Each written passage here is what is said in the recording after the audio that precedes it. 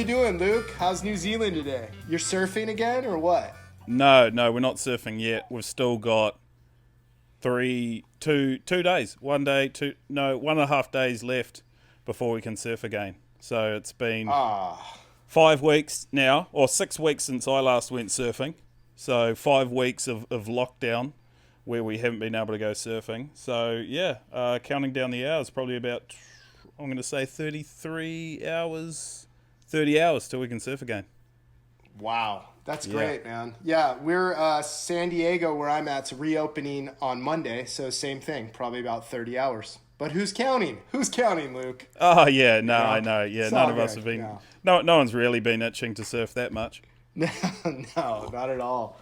Yeah. Dude, I'm so stoked to be on your podcast. Thank you for asking me. This is incredible, man.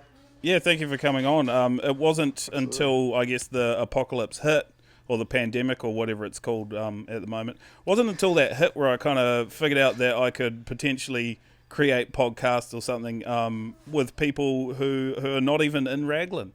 Like you're not even in the Waikato, which is the region we're in. You're somewhere else. Where exactly are you? I am in the United States of America, in sunny Southern California, San Diego County, in a city called Oceanside. Yes, Oceanside. That's where I am at. Yes, sir. Yes, sir. Okay. Mm-hmm. And proud to be here. And so, like, I mean, what's been going on over there? We talked about this the other day. That's what, if someone's listening to this, they're probably like, what are these? Have these guys met before or whatever? We have met. We met on the internet a few days ago, and we tried this previously, but it didn't work. Mainly because neither of us are really good with technology. And it's shocking. So. You would think we would both be like really, really good with technology, but as it were, we're not. It's not. No, I get extremely frustrated with technology all the time. Me too.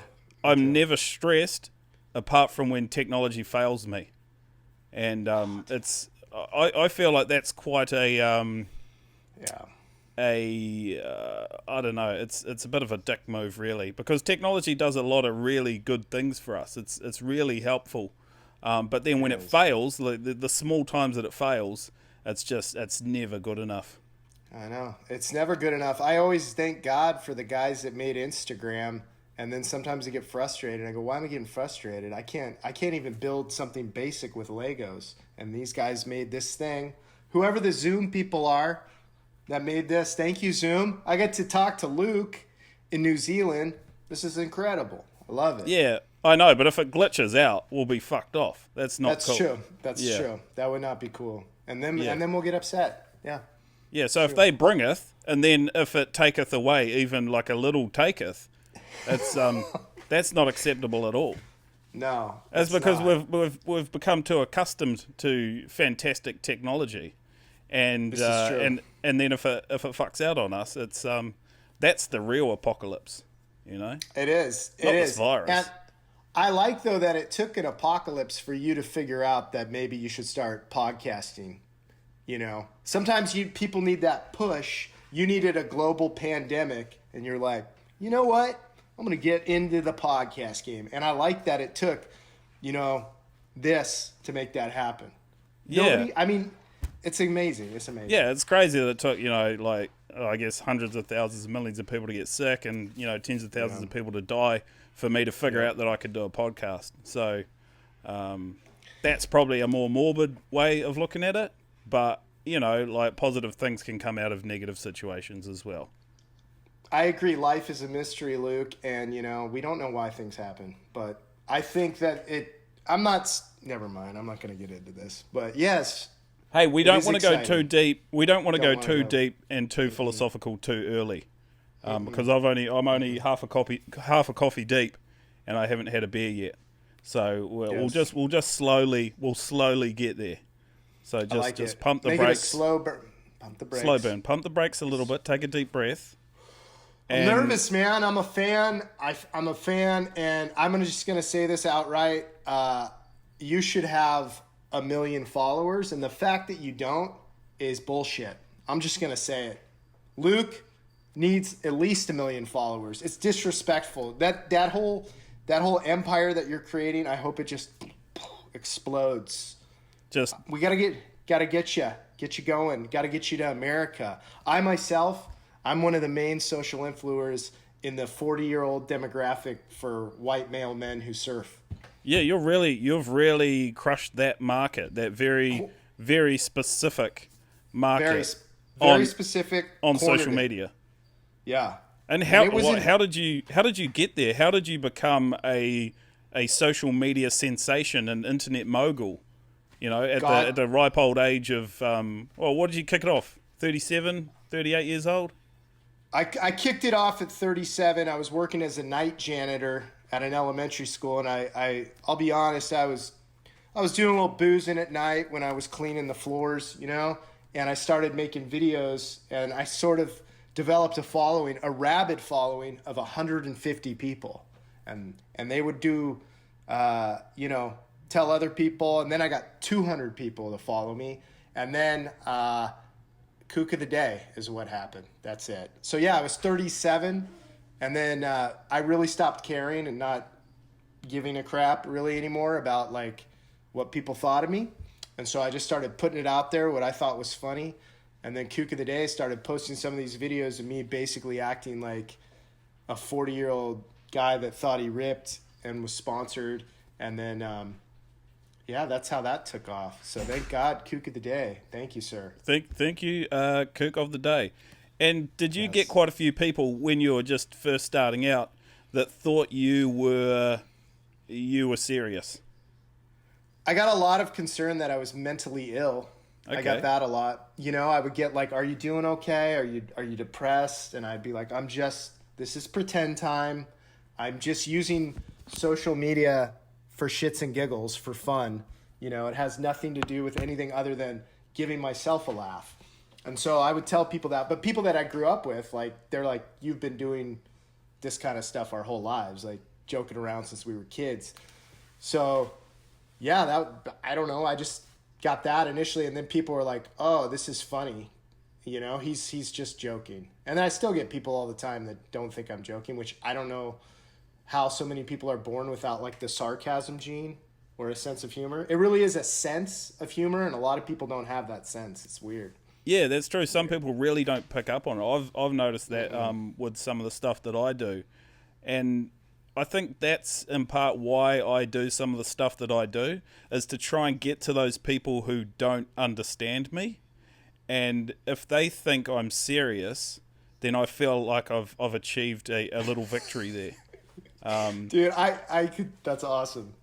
Yeah. I know what you're saying, because it's funny to you that they think it's serious. That's amazing. Like, did you put a drone in the air when you drew the big stand-up paddleboarder in the sand? Was that a drone shot? Yeah. So that was a drone shot, and that started off because I wanted to draw a large, phallic image, or a big cock on the beach. I just wanted to do that, and I wanted to make some kind of video out of it, and then I worked my way back from there. And then I drew a stand-up paddleboarder riding a massive dick.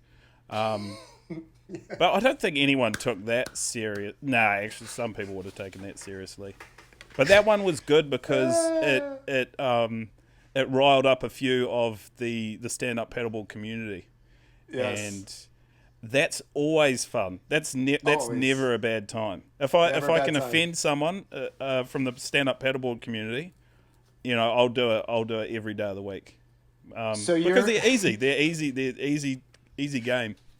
Easy game. The one that I love too, and everybody loved here, was when you're running with your helmet on through all the knives and the like rusty axes, and you're like, "This is basically surfing in quarantine. This is how you train for it." That's real life. I almost got axed today. Some guy almost killed me today, and it was nuts. So you can still surf at the moment. You can still surf. Yes. At certain spots. But and like so today, what happens? Yeah, sorry. No, because I saw a video that you posted, and you were, just complaining, whinging, or whatever, about some guy who was being an absolute menace out in the surf. And Yep. I thought that was just old footage that you dug up from the archives. No, that was like 6 hours ago. Oh, okay. That was this morning. Yeah. I hide in my van, okay? Because you're not allowed to park by the beach, but there's private, like, rich people communities. So I'll go in the dark in my van. I'll change into my wetsuit in my van, and then I'll run down to the beach. And that's the beach I went to. And I was in this private community, and it's literally one of the only open beaches, and it's a left point like Raglan. Actually, not like Raglan at all. Raglan's an incredible world-class wave. This is just a short left point, and there's everybody's there because we can't surf anywhere. And there's like straight beginners, but this guy was like just past the beginner phase where he's pretty confident and he can go down the line, but he was just taking every wave, back paddling everybody, going on every wave, and then he started going right on the left point break into people, running into people. So I finally had a conversation with him, and he just was the oblivious guy. Like, I don't understand what you're. I don't get it, man. Why are you yelling at me? What's what?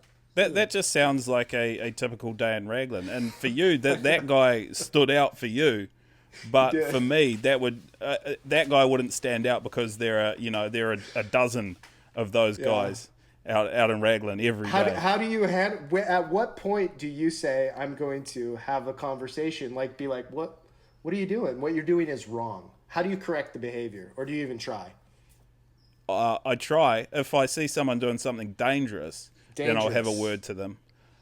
Or if they hinder my enjoyment, then I'm going to have a word to them. I'm not going to, I don't want to be a dickhead out there, but I want people to know that not only what they're doing is wrong, but then that I'm the king dick out there as well. I also want them to know that. But I also want to do it in an educational way. So if I can educate someone so that they know that I'm the king dick out there, but then also that they are doing something wrong and they need to rectify their behavior, but mainly that I'm the king dick out there. If I can do that in a polite way, then I'm all about that. But I've had my patience tested a couple of times, but I think that only happens when someone like injures me, like right. Yeah, and I haven't had that often, which is fortunate. Will you ever do like? Will you do a turn? It is fortunate for him. Do you put anger into your turns? Like, will you be like, when you're having an angry session? Will you smash the lip harder, like you're gonna kill? Nah, the lip? Well, I do that, but it's not because I've got like pent up anger from that session from the people who are out of line. It's surfing is my way of venting my frustrations about my entire life because I'm a pretty mellow, chill guy. I don't get affected by a lot, but I have to vent that frustration and that anger towards something. So I do it in my surfing. There's like childhood stuff that comes out when you're hitting the lip. Like there's a lot Dad, of Mom. I still remember a lot of stuff from childhood that I've obviously suppressed, and then it comes out when I'm surfing, and I'm like kind of like if you look at someone like Craig Anderson or Rod Machado, someone who's like really stylish surfer, and you can see they're pretty laid back and chill. Like I kind of consider myself the opposite of that, but then also the same, Dude, what you just said is so powerful to kind of take those two mixes of style, yet the rage, the aggression into one human. God gave you a lot of gifts. I noticed somebody said in one of your comments the other day, you don't get to rip at surfing and be the funny guy. And what are you, 6'2"? Is that correct? Yeah, 6'2". Yep. Yeah, God's not supposed to give all that to one person, so you better thank your lucky stars, and you better do something with your life, Luke, which I think you are. Look, I'm trying to. I went down the professional surfing path. Well, I tried to, but I was always intimidated by other people that surfed, so it didn't work out very well. So now in the later stages of my surfing career, I'm trying to mix it up a little bit, and produce surfing videos that are less high performance, but with more entertainment value. Yes. I think that's what everybody enjoys. If I look back at all the things I liked when I was a kid, I liked the funny stuff, the less serious stuff. it's been so just like really high def, like beautiful water, looks so professional, but then there's no like fun or soul to it, and I'm over all that stuff, to be honest with you. I've Yeah, I'm also not got a huge fan. I'm not into that. I mean, I love beautiful surfing. I don't get me wrong. I love beautiful cinematography, and if anyone's out there and needs somebody to, host something, I'd be more than happy to do that. But I just like the fun stuff more. Can I have Yeah, this I beer? like. Can I have? What? Oh, you having a beer? Wait, hold on. I'll have mine. Wait, I'll just finish my coffee first. You finish your coffee. I'm gonna wait for you. I'm parched. No, I'm done. I've just finished my coffee because the whole my theory with having a coffee and then having a beer after it was that that's kind of like a simulation of an entire day within this recording. Because I start my day with a cup of coffee. That's the first thing that I have before I even start thinking. So somehow my body makes its way into the kitchen to create a cup of coffee. And then, I live the first 3-4 hours of my day before I have a beer. So, cheers. Cheers. And you know what? Why do people give you a hard time about your beer of choice? That is not your beer of choice, is it? No, it's not. No. My beer of choice is this one on my hat there, Victoria Bitter. But tonight you're treating yourself to, is that a Japanese beer? This is a Japanese beer. This is Asahi. You have a lot of taste, my friend. That is awesome. Good for you. Thank It's a you. classy move. It's a good beer, but it's not my favorite. But hey, look, I'll take whatever I can get at the moment. I don't want to be fussy because we are in the midst of the apocalypse, and you got to take whatever you can get. We're all scrounging around to try and put together, the pieces of our lives back together, and if those pieces of our lives have beer in the pieces, and then the piece and the beer, and if the beer is this beer and not another beer, then those pieces of that are made of beer, I'm just happy to be drinking a beer. No, that's what I'm trying to say. Dude, no, they were wise words. And if we're being honest, do you know what this is? Do you know why I did not put this here as an advertisement for Future's surfboard fins, which I prefer over the other brands? I put this koozie on because it's a Coors Light. This is a Bud Light. A Bud Light. That I got from my neighbor because I'm not supposed to be drinking beers. I paid him $5 for 4 Bud Lights. That's all right. That's pretty good, isn't it? Is that a good deal? It's pretty good. I think it's a good deal, but it's kind of sad that I'm hiding Bud Light from my wife and I'm a 40-year-old man. That's sad. What the hell is the deal with you bloody you Americans and your light beer though? Like I don't know. So from what I've heard, it's not actually a light beer. It's just low in carbohydrates. Is that right? That's correct. This only has 6 carbs. We're very carb conscious. Do you guys drink IPAs? Are you guys all athletes over there? No. People want to portray the fact that they're athletes. I just need to go to Australia or New Zealand and find my people because I don't think I ever was one of these people, whatever we are here. I want to go somewhere where I can say the C word without fear of getting tossed in jail. Can't say that here, I'll lose my job. And you guys say it openly. I'm talking about the word that rhymes with runt. Yeah, cunt. You know what I'm saying? We say it all the time, but we're allowed to say it. And that's the thing is that we're brought up using that word all the time. And we even use it as a term of endearment. I call someone a good cunt, and it's, they're happy. They're stoked. But then for you guys, if you utter that word at any stage, no. Dude, it's a lethal weapon. It's like shot. It's like pulling out a gun. Shots fired. If you say that word, everything goes. Whoop, just stops. It's powerful though. But that's the thing because we don't have a word because we've used all the words. We used all the profanity. So we use it all so often that we don't have a word that has any kind of effect. We've got no emphatic words left. Whereas you guys, you can just throw out the cunt card, and it's like boom. That's a conversation stopper, or that's a powerful word. And we don't have any of those. Do you? I'm curious. This is a little off topic, but the people that I think you guys call them caravans, or people that drive around in motorhomes that are tourists, freedom campers. Freedom camp. Do you they don't bother? have those? Not like you guys. I know that's like a thing in New Zealand. Like here, people are like, I'm going to go to New Zealand and we're going to get a motorhome and we're just going to drive around everywhere. It's going to be great. Like it's a thing to do there. Yeah, it's Yeah? and they defecate everywhere too. Do they? Yeah, everywhere. What? But no, it's been a very popular thing for quite some time now, where people will come over and they'll buy a shitty old Toyota Hiace, and some people even paint on it. They paint like spiral designs and stuff like that. They'll put some curtains up, burn a little bit of incense in there, get a bucket for the toilet, slash sink, and then they'll just roam around the country and try and exploit New Zealand for all it's worth. Wow. But now it's because, I mean, obviously the whole world's kind of fucked. Did But, they kick everybody out? Did they kick all the people that like weren't supposed to be there out? I think we tried to kick everyone out. Yeah. We were trying to entice everyone to go home. But there's still some people floating around because some people have work visas.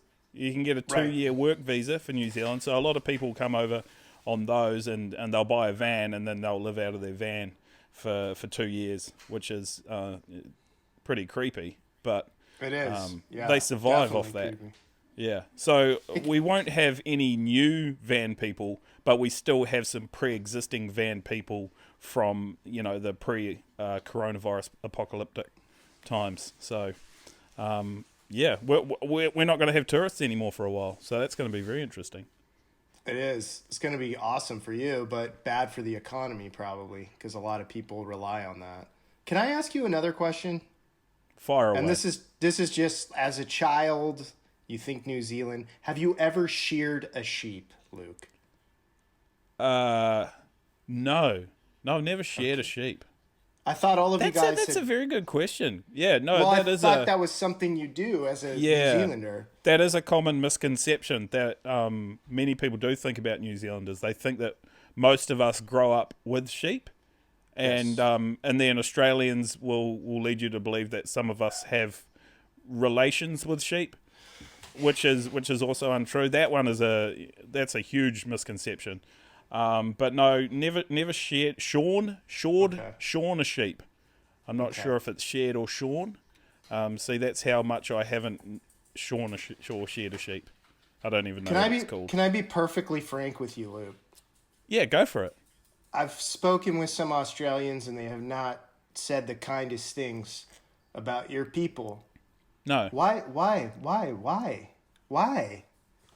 Well, we have a rivalry, okay? Australians and New Zealanders have a rivalry, and I think it dates back to, I guess, New Zealanders looking at Australians as an island full of convicts, and Wow.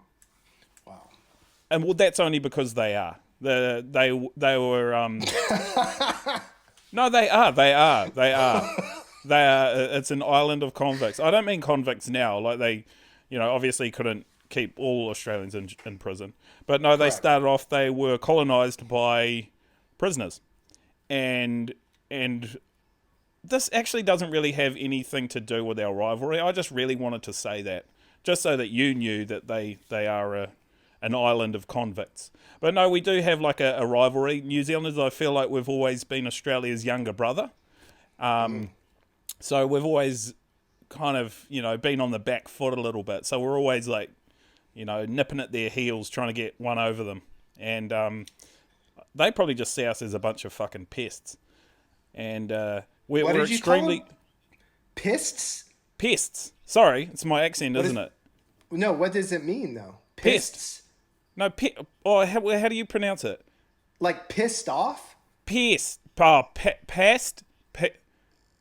Pest. Like a rodent, like a rat. What would you call pest. that? I got pest. you, buddy. Yeah. Sorry. It's me. Pest. Nah, that's all good. We got there in the end. All good. I get that often. Hey, can I tell you something? This kid from New Zealand came as an exchange student when I was in high school, my junior year, and he got all the girls in our high school. He took all the chicks. He was there for a year, and he had the accent, and he took all our women, and then he just left. Yeah. It was Well, a pretty. you wouldn't believe wild. it, but it's not the same effect over here for us. I believe it. Yeah, I the believe accent it. doesn't really work with people that share the same accent. Makes sense. Makes yeah. sense. But then I Hey, find look, if there's one of my kids. in the backdrop there. Yeah, beat it. Told him I was talking to Luke, and he's disrespect. Don't disrespect this man. He's a legend. How many? You've got two, don't you? I got two. Two boys, 7 and 5. They're good kids.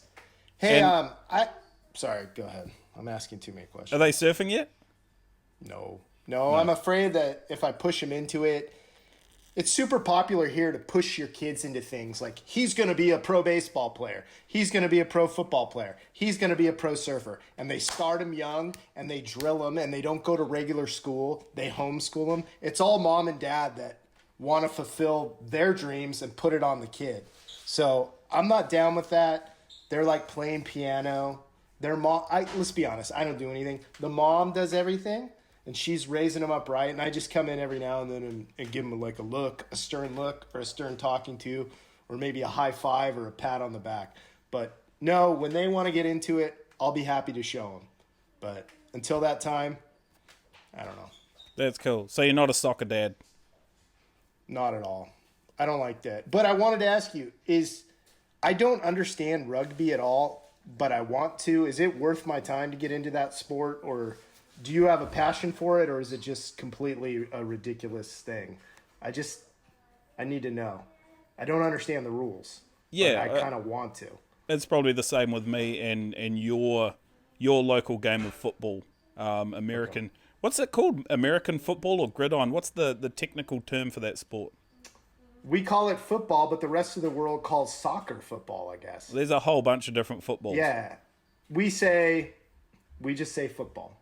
Yeah. If you ask an American, football, we think tackle football, NFL, helmets, shoulder pads. Yeah. And, I mean, how often does the foot connect with the ball? Not much. Only on field goals and punts and kickoffs. That's Interesting name then. Interesting name. Rugby, though, that is our national sport. Yes. And I'm not a huge fan of it. I'm not a fan of it at all, which kind of makes me somewhat of a kind of like a defector or something, you know? Right. Right. But it's basically you just get 15. I'm pretty sure it's 15 people each side, and then one side starts off with the ball, and then they kick it, and then the other team they catch the ball, and then they run with the ball. Like one person has the ball, and then they run into the other 15 people. And then the aim is to get that ball to the other person's line, try line, as it's called. Okay. And then they have to, you know how like you have a touchdown, also Yes. we don't actually have to touch the ball down, you know. But in Right. rugby, you actually have to put the ball down. So in rugby, it would be more fitting if that was called a touchdown instead of a try. Whereas you could call it a try because you're trying to put the ball over the line. That's true. Yeah. Yeah, it doesn't make any sense. All right, well, I'm not getting No into sport rugby does. then. If Luke doesn't like rugby, then I'm not going down that road. I mean, it could be a good sport. It's it's our national sport. It's the only sport that's really truly accepted in New Zealand. Everything else is kind of a novelty after rugby. That makes sense. Yeah. Okay, one more question. I'm sorry. Yes, I'm sorry. fire away. I know you're in a committed relationship with a woman. You have a girlfriend, but do you get a lot of young ladies that come a calling in your DMs? They kind of slide into your DMs and go, "Luke, what's up?" Do you get any of that? No, not really. I mean, I might, but I'm not very good at picking up on, signs. Because apparently that's a thing. Apparently that's a thing when someone will like message you and then they'll ask you something and you're like, oh, this person's asking me something. And apparently sometimes that's what they call sliding into the DMs. It's not just a straightforward, hey, I'm interested in you potentially sexually. It's just that, hey, you're cool or something, hey, how are you? Yeah. And then I don't pick up on those. I don't either. It's the fun part about being older and doing this. people use like slang, like 20-year-olds use slang and stuff, and I'm like, I have no idea what you're saying. They all call me dad. They're like, dad. Oh, hey, dad. And they use all these weird things, and there's names for all this different stuff. And, talk normal. Yeah, do Let's they call you normal dad? talk. Is that like a slang term? Like, because they used to use that, like, hey, daddy, that kind of thing, but... It's like you're older and yeah. You could be my dad, so they all say dad. And Yeah.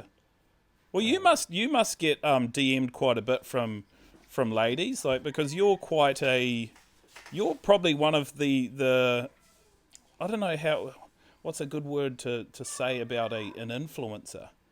I guess you're probably one of the more influential surf influencers going around at the moment. I mean, it's I don't know what I am. I don't know what I'm doing, to be honest with you. But it seems to be working, so I just keep doing it. That's pretty much what's happening. And I'm enjoying myself. It's fun, and I like it. And sometimes people give you a free hat. Don't want to say no to that. Well, that's cool. Give us a plug. Give us a plug on that hat. What's that hat? I can't quite see it. Plug it. This says Country Club Surf Club Bro Team, and this is the first wave pool clothing brand for surfers. A wave pool clothing brand. Yeah, they're cornering the market before the wave pool epidemic spreads across the world. They just want to slide in early and say, we are the world's first wave pool surf. They're core to wave pooling. That's it. Where do you think wave pooling sits in surfing? Do you think that'll be its own kind of niche thing? This is what I think. I think there's a kid out there who lives in the city who is better than Kelly Slater, that had there not been a wave pool that was developed, this kid's never going to surf. But there's going to be some kid with freaky balance, and he's going to rip so hard. And then at some point, he's going to have to be put in the ocean and learn about tides and currents and reefs and all this different stuff that goes on it. But I think, like skateboarding, all the skaters are inland, because it's everywhere, or basketball. There's going to be some people that pop up out of this wave pool thing that are freaks. And we're going to be like, oh my gosh, they're so much better than the people we... yeah.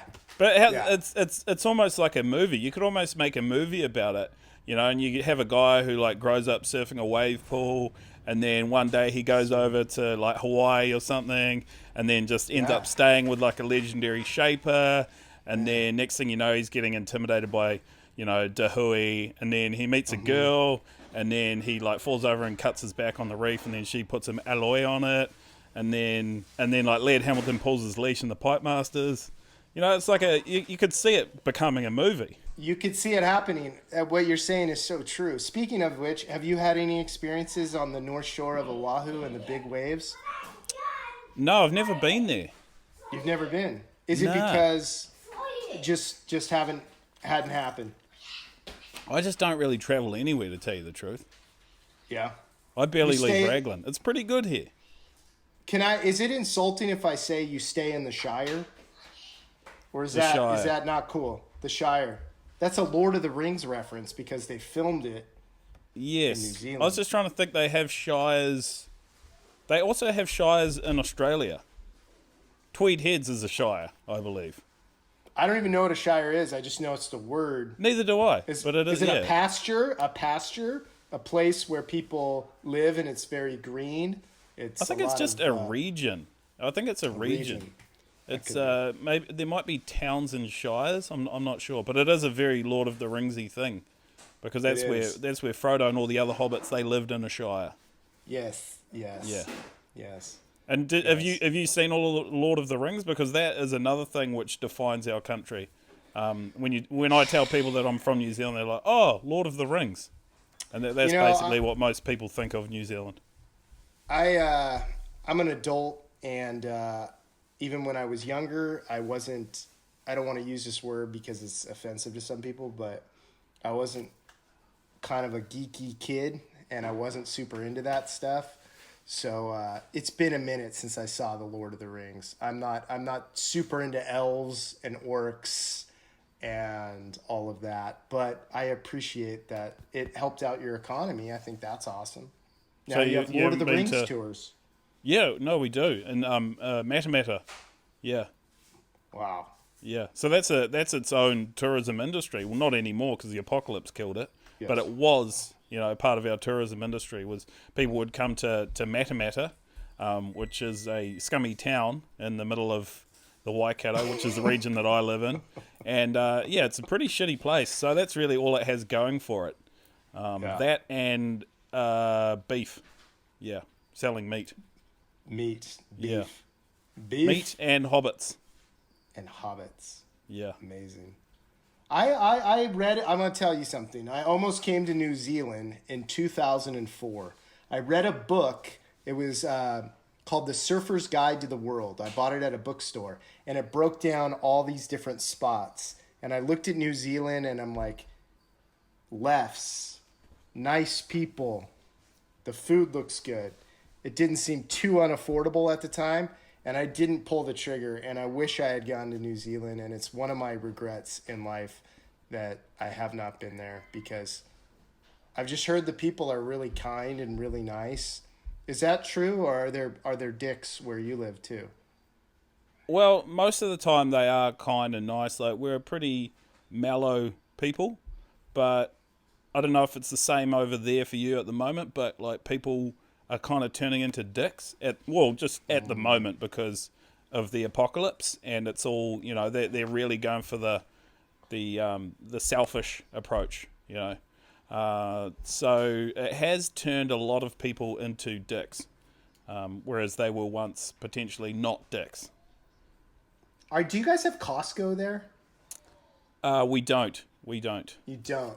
Costco is like a big. Do you have a big store where you can buy food or anything, but it comes in big items? Meaning, like, if you buy toilet paper, you're Bulk. going to get 30 roll bulk. Yeah. Bulk items. You have a store like No, that? no, we don't actually. You don't? No. It's all very boutique here. Really? Yeah. Oh, wait. Hold on. My wife is bringing me an album with pictures of her in New Zealand. Well Whoa. played, honey buns. She's been everywhere. Oh, Husband's been she nowhere. has. You haven't. She's a goofy foot too. So let's see. She's just standing there showing them to me. I'm actually on the podcast. Do you know what? There's pictures of her in caves. There she is. I'm sure this is very exciting to see. Oh, where where's you that? live. Oh, no, that's Cathedral Cove on the Coromandel. Cathedral I think that was Cove? back there. Here she is at some waterfall. Oh, that looks their like that could be. Was that in Raglan, Bridal Veil Falls? Where's Raglan? Hard to Is that tell. Yeah. They were at Raglan. That's what she said. Yeah, that looks like Bridal Veil Falls. Yeah. Yeah. Very Well, cool. That's good. That's good to see. Yeah. Back when you printed photos out and stuff. I don't want to look through there. There's always pictures of her with like random dudes on her trips. And I'm always like, oh, you met some Kiwi guy or some Australian guy? And she's always like, yeah, we traveled around for 5 days together. And I'm like, I want to hear your stupid story about traveling with some foreign dude. Yeah, keep I it don't to want to yourself. hear it. Yeah, keep it to yourself. Sorry. No, that's all right. It's good to go down. Have a look at some photos that your wife took. Yeah. There's always a New local Zealand? guy, though. Always a local guy. That was, I don't know you, Luke. But let's just say, you're a hot, tall New Zealand guy who's a professional surfer. You're hanging out at Raglan, and some beautiful American girls show up. Honey, come over here. Have you ever seen this guy before? And then you're out in the lineup at Raglan, and he's like, oh, I'd love to show you around. Oh, come over to my place. The wine is great. That's a terrible accent. Have some wine. And he pours a little bit. And then he's like, oh, yeah, we're just nice guys. And then before you know it, she never leaves New Zealand because she's pregnant with the Kiwi's baby. Yeah, but that didn't happen with you, or it didn't happen for you. Like you're good. You're sweet. We don't, apparently it didn't happen. We never really know the truth about our significant other, do we? She could be withholding information. It's impossible to get citizenship there, though. Oh, she says it's impossible to get citizenship there, though, so I guess. Oh, it is. I don't know yeah, what that- it's very tricky. If she got pregnant, could she get citizenship? Yeah, that's my question. Probably, yeah, I think so. Probably. But you can't just go to New Zealand as a backpacker, meet another backpacker, have a kid in New Zealand, and then just expect your whole family to become New Zealand citizens. I'm pretty sure it doesn't work that way. I'm pretty sure a lot of American girls go to New Zealand, and there's a lot of locals that love to show them around, which is fine. I do the same thing. I'm not. They're there for adventure. They're feeling wild. All right, I've got off topic. I'm sorry. There used to be this house downtown. It was like the American sex house, where all the American girls would go and just have sex with all the local guys. It was a bit over the top, but it was fun while it lasted. This half of this Bud Light has really hit the old dome hard. You've got emotional. I got emotional real quick. Sorry. I'm starting to run out of beer. This sucks. It's more jealousy. I mean, I want to travel. There's so many places I want to surf. Where have you gone? You said, where have you gone surfing besides New Zealand? Man, I haven't been many places at all. I used to go to Indonesia every year. Wow. Yeah. That's and Indonesia, if you're not sure what that is like our version of, I guess for you, like South America, like Mexico or Honduras or somewhere like that, you know. It's a quick flight, right? Or relatively? Yeah, it's 9 hour flight direct. Ooh, it's pretty long. Okay. Oh, well, it's quick for us. You know, It's we have quick to for fly. you. We have to fly. The closest place that we can fly to is, I think, 3 hours. And so we're if we want to go somewhere, we got to fly. For you, you can go to another country, and how long does that take you? 2 hour drive? I can go to Mexico in 40 minutes. 40 minutes. From where the border's right there. Right there. Over my shoulder. Yeah. Baja, California. Yeah. So we don't have that. Closest place we have is I guess Australia. Is there any South Island, North Island rivalry? There's a smidgen. There's just a smidgen of rivalry there, but not a lot, because the North Islanders are a kind of just a superior race than the South Islanders, and that's just kind of known by everyone. And the South Islanders is actually known as One Eyes. I'm not sure why. Is this true? Yeah, they're known as One Eyes. And I think that may be because of the inbreeding or whatever it is. I'm not too sure, but it's something to do with like the different genetic makeup of South Islanders. I'm learning so much about New Zealand that you can't read in books. This is incredible. Yeah. Wow. So if you meet someone from the South Island of New Zealand, they will seem normal until you talk to them, you know? You're right. And then you'll be like, oh shit, no, there's something wrong with the DNA of that person. They're not all there. But apart from that, there's not really a rivalry. Not really. Okay. No. Well, that's good. That's good to know. That's healthy. Sounds like a healthy relationship. Yeah. It's good. It's it's almost like two different countries. Really? Yeah. I'm actually surprised that we're governed by the same laws with each country. So if you guys went to war, who's going to win? And how long's the war going to last? Well, the war will be won by the North Island, hands down, because we have more people. I think there's about 4 million people in the North Island and 1 million in the South Island. So hands down, we're going to win. You don't think the South Island is a more aggressive type of person with the inbreeding you were describing? Maybe they'll fight harder. Or maybe they'll... Funny thing is, they're more mellow. The further south you go, the more mellow they get. They're actually extremely friendly the further south you get. Like country folk, like real nice? Or they are. Okay. They are. They're really nice, and I think it's because they don't see many people. So that when they do see someone that's not their cousin, their brother, or their wife or whatever, who's all also the same person, when they don't see them, they're like, okay, well, who's this person? Maybe I should get to know them, you know? Yeah. And that's what it feels like. It's very welcoming, very warm down there.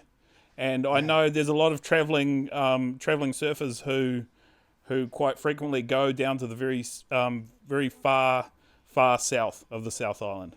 And that's also because the waves there are world class, but the people are also world class. The people are also world class. Yeah, I need to get a job with New Zealand tourism or something like that. I think. You know, I was thinking this entire time you'd be an incredible professor or a tour guide or anything like that. It would just be so fun for you to take people around and really show them that Kiwi love and give them the whole experience. Because I feel like I'm there talking to you right now. Well, once again, that's the beauty of this technology that we have now. You know, you can sort of kind of be here a little bit. You know, you're in my living room. Yes. And I'm in yours. I thought you lived in a vehicle because the last time I talked to you, you were in a do you call it a carport? You were living in a carport? Driveway. Or were you under a drive? Okay, Yeah. Was your driveway? No, Very I was good. in my car because I was trying to reenact what it would be like to go surfing because I haven't done it in so long. It sucks, And I miss man. it. I really miss it. That's a bummer. But the one thing is Tuesday, which I like to call opening day, Yeah. it looks like it could be the swell of the year. Shut up. No, it doesn't. You're Yep. kidding. Opening day. Stop. Opening day. Stop it. Oh. Yeah. Dude, have you been staying in shape at all? Like, No. your paddling's going to suck. No, yes, You gotta- it will. Have you put on weight? Most probably. I'm too scared to weigh myself. But You last gonna ride time I a bigger checked, board? I need to ride a bigger board. I need to find the largest board that I have, Yes. and then tape that to the next second largest board that I have, and I should have enough volume to how paddle me into How the big waves. is it supposed to be? How big? 6 foot, whatever that means. Double overhead, probably, maybe, hopefully. You should wear a Viking helmet. Well, just I would do if I had some- one. Well, somebody needs to get you one. Something just document it. It has to be documented, Luke. I know you're already gonna do it, but opening day, swell. Do you have a filmer? Do you have someone that helps you that films your stuff? You No, have to. no, just me. For real? Yeah, no, I film everything. Wow. Dang, Yeah. dude. So that's You just put it on. Wow. Yeah, it's hard to film myself surfing, so that's I don't have a lot of surf footage. That's what GoPro's for, bro. Yeah, dude, No, GoPros, man. I'm I hate not a doing fan. GoPro footage, but I do it because I like it, and I'm slightly narcissistic, and I want people to see me getting tubed. But then I also hate it because it's just a pain in the ass, and I look like a fucking dick filming How about myself with a the GoPro. mouth thing where the person puts it in their mouth and they're like, I've they- never done that because I've got compromised front teeth, so I don't really want to fuck with that thing because you don't want to do that. just snap those things right out. But opening day jack though, you I'm up. thinking about unleashing the GoPro on opening day, and it's kind of weird actually when I refer to it as opening day. It sounds like duck hunting season or something like that. It does. Yeah, It does. but Maybe it'll that should be crowded. like maybe there should be a limit on how many waves you get. Like there's a limit on how many ducks you can shoot. Maybe 10 waves a person, 10 set waves a person. No, but That's then generous. But then you, by saying that, you're saying that all surfers are equal, and I don't see it that way. Because when I paddle out, I know that I'm better and deserve more waves than other people out there, and because I've built myself up to this point where I feel entitled. I have a sense of entitlement where I should be getting more waves than most of the people out there. But yeah, I see what you're saying. I'm not going to disagree with you. I think that's correct. And I mean, are they sponsored by Jack Links? Do they get free beef sticks? I don't Well, think I so. highly doubt it. Highly doubt it. Yeah. I don't think anyone does. I don't know anybody that gets free Jack Links. I do. That's- I get it for free. They sponsor me to make videos. There's And one that's- here. Yeah, well, that's one thing. Like they pay me a little bit of money, and like I was saying earlier, when I draw that massive dick on the beach, I just thought, wow, who would have ever thought that someone would pay me money to draw a massive dick on the beach in sand? This might. And I I did it. don't even know. You couldn't have said it better. What an incredible reality you're living in. And I bet back in 2005, when you were shrouping, practicing your top turn, your bottom turn, your airs, your air reverse, you would have never imagined that this is the path that would lead down to where you're at right now, drawing a big old wiener.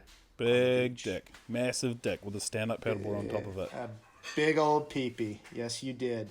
And you brought smiles to so many Americans. True. Well, that's good. True I didn't story. even realize that Americans were like, watch the Raglan Surf Report and that, because I was always worried that if I called it the Raglan Surf Report, it's very specific, and people would be misled in thinking that it was very Raglan based and that it was an actual like surf report. Whereas where you report on the surf. So I was a little bit worried about the naming of whatever the fuck it is that I do. Well, you are correct in that assessment, because it does sound like the Raglan Surf Report when you read it with your eyeballs. Yes. And when you say it with your mouth, but then when you go there, you're like, oh, this is something totally different. But it's outstanding. And to be honest, like whatever this is here in California that we're calling surf comedy, like your stuff's way better, dude. It really is. You need to, I'm just telling you, man, come to the United States and be brought into the United States, dude. I'll make it over there when I can travel, when I can, when the planes start flying and stuff like that. But I mean, there's boats. That's true. That's how they used to do it back in the old days. And everyone is like doing these throwback things. Like people are realizing that you can get your milk in glass bottles now. Paper bags are a thing. You can chart the seas. You can chart the way. That's what people did back in the day. That's how they would just go out on the sea in a boat. You could fish. I'm not saying do it. But I won't. I mean, I definitely won't. But it is something you got to think about. But what's next? What's next for you in your career as an entertainist?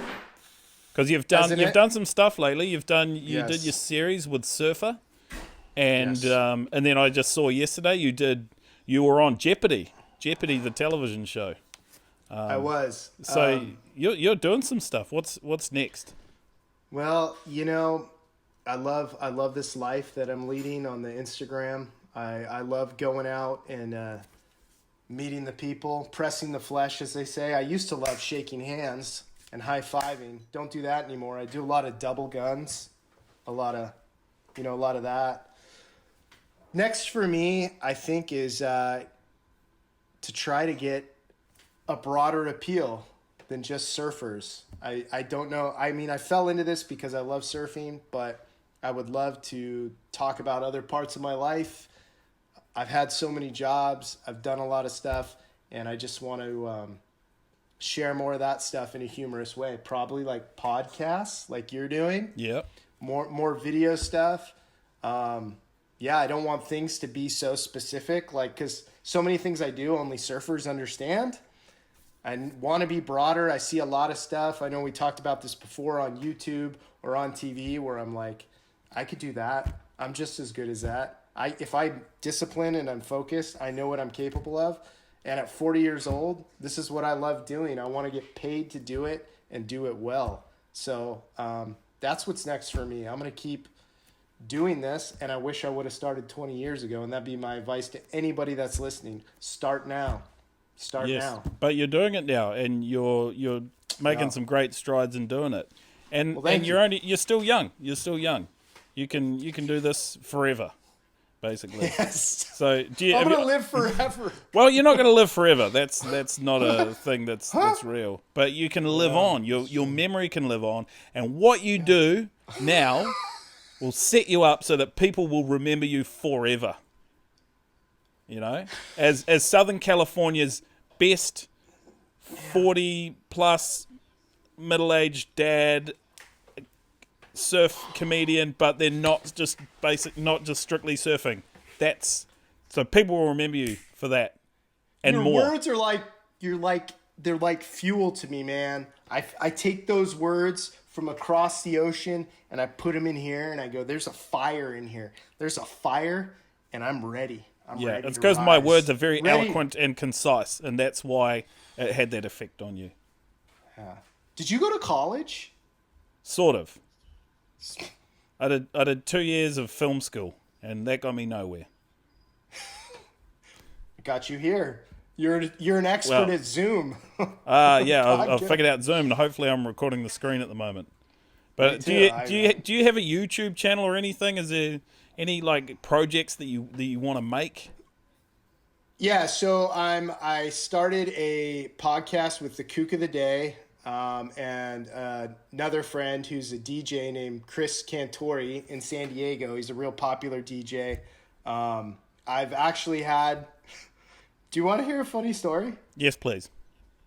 Okay, so like 2 months into doing whatever it is I do, after the Instagram thing started, I got called by a director, a very famous director and producer in Hollywood. And he invited me up to Malibu to surf with him because he surfs.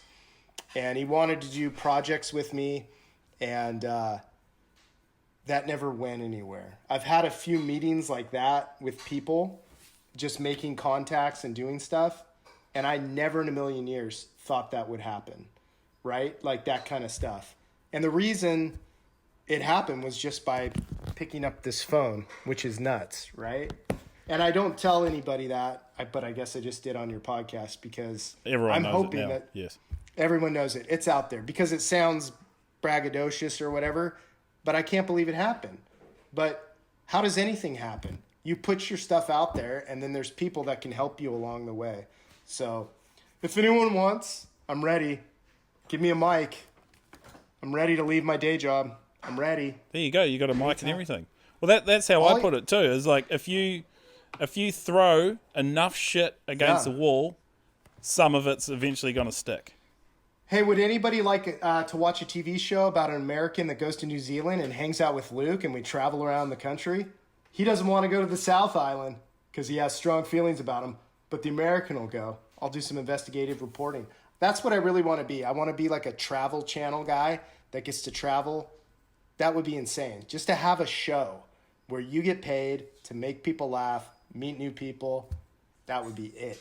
That'd be the best. That would be ideal. Travel show at the moment will be tricky, but I think if you start preparing it now, then in 5 years' time, when we're allowed to travel again internationally, you'll be sorted. You'll have it streamlined. 5 years when this apocalypse is over. Yeah. Because we all think it's going to end soon, but it's probably not. Are you talk in a very prophetic way? Now, I know you're not a religious man, but is it possible you might be getting messages from up there and maybe you're a prophet? Because you speak with such authority. You speak as if you're a man that has some sort of knowledge that others don't. Is this correct or am I wrong? I'd like to think that that's the case, but I highly doubt it.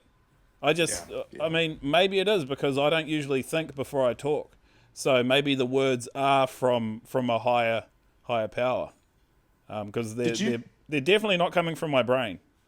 Yeah. Did you do a lot of psychedelics when you were younger? No, I don't think so. Okay. Kind of a delay in the answer. There was kind of you sort of were like, yep. I smoked marijuana. I smoked marijuana about 3 times, so I'm not sure if that's classed as a psychedelic. It's not. No. I'm talking mushrooms, LSD, things of that nature. No, because they're illegal. They're illegal. That's the correct answer. They are illegal, and Luke Cederman is a law-abiding man. Yeah. And so is surfing Correct at the answer. moment. That's still illegal for another 2 days. Yeah. I still find it just really strange that for you can go surfing but only at certain beaches, which kind of, defeats the purpose of, stopping people from surfing because they're all just going to congregate at one beach. That's what's happened. 100%. So there's people coming from the north and the south to surf at the beaches that are open, and it's a cluster. It's a mess. And that's why I think everything's going to start to open up on Monday, because it's just everybody didn't know what they were doing. And the governments, the local, the state was just kind of doing what they thought was best. And then they've sort of, these past 4 weeks, realized some of this stuff is dumb. Yeah. Some of this stuff's stupid. They're just making shit up on the fly, really, weren't they? I think so. Yeah. I think so. Yeah. So I put it out onto my Instagram, and I got people to comment on what they wanted me to ask you about. Yes. And most of it was pretty shit. I don't know. I don't want to, kind of say anything bad about my followers, but I won't then. No, I won't. But No. there was a couple of good questions though. Something about mid-length surfboards. Yes. What are your thoughts, feelings, emotions on mid-length surfboards? But first off, what are they? What are they? A mid-length, or as I believe the Australians call it, a maul, is typically not a shortboard, not a longboard. It's right in the middle. Some people also refer to them as fun boards. Commonly 7'6" to maybe 8'6". Can have kind of a rounded nose, usually a rounded tail, and the gentlemen and the ladies that ride them, it's more about style, about shoulder placement, head snaps, not hitting the lip, nothing critical.